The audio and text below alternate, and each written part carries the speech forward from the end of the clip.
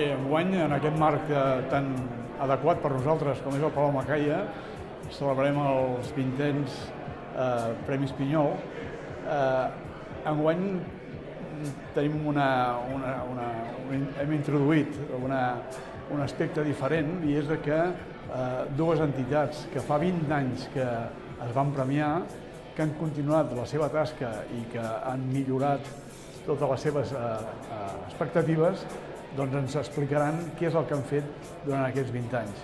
I això creiem que és una mostra de la feina que pot fer Acció Solidària contra l'Atur, donant i recolzant a projectes que potser fa 20 anys eren increïbles, s'han consolidat i actualment estan funcionant i molt bé.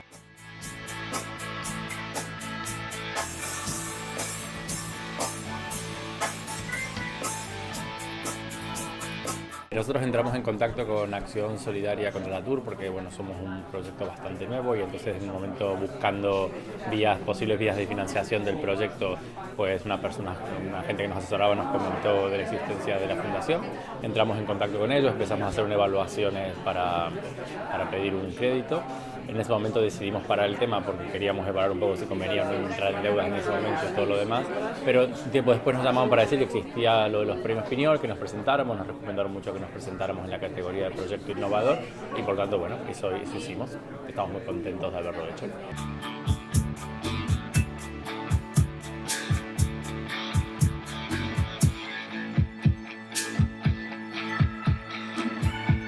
Des que vam ser guardonats en l'edició passada per la Fundació ASCA, hem pogut garantir la continuïtat dels projectes d'inserció sociolaboral per a diversos col·lectius que es troben en situació de vulnerabilitat.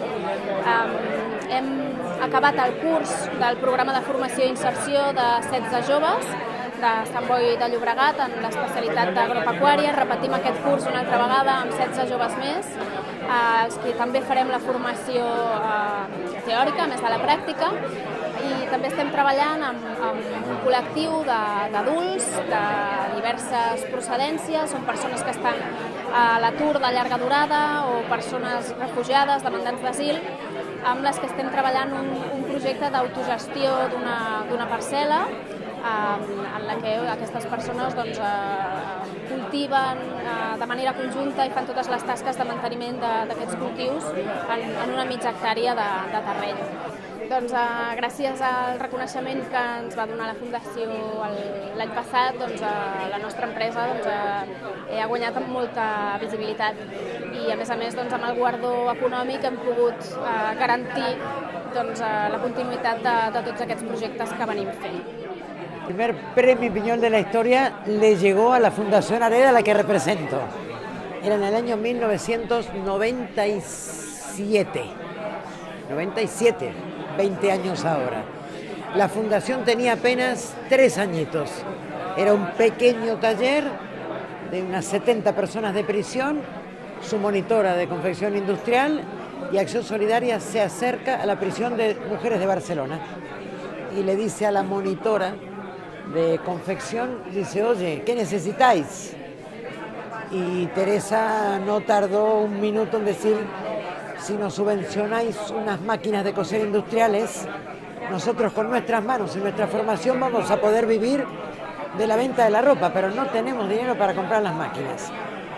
Pues no tardó una semana Acción Solidaria en dar las primeras máquinas de los talleres de la Fundación Areda, que hoy es una empresa de inserción que factura unos 400.000 euros de textil y 1 millón de euros de catering.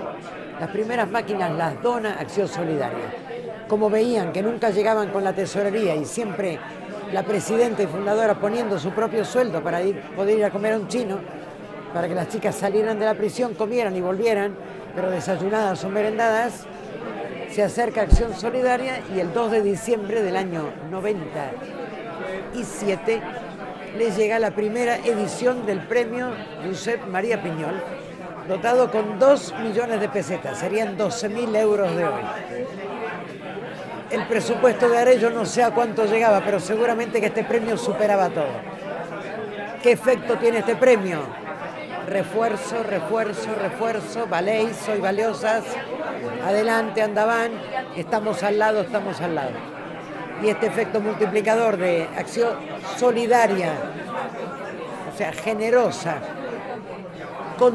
contra el paro, contra el desempleo, una semilla imprescindible en la vida de la Fundación AREA.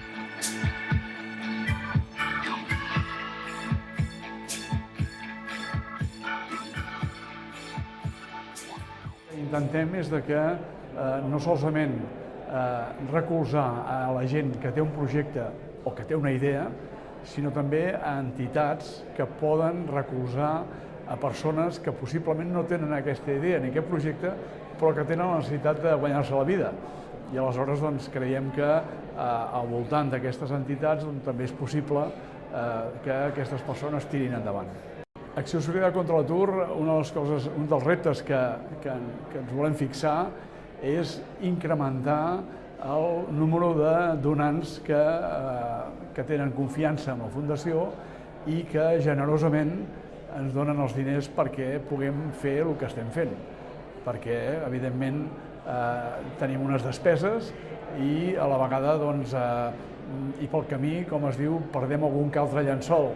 I aleshores, això, a la mesura en què incrementem els donants, ens farà possible que puguem treballar més i arribar a més gent.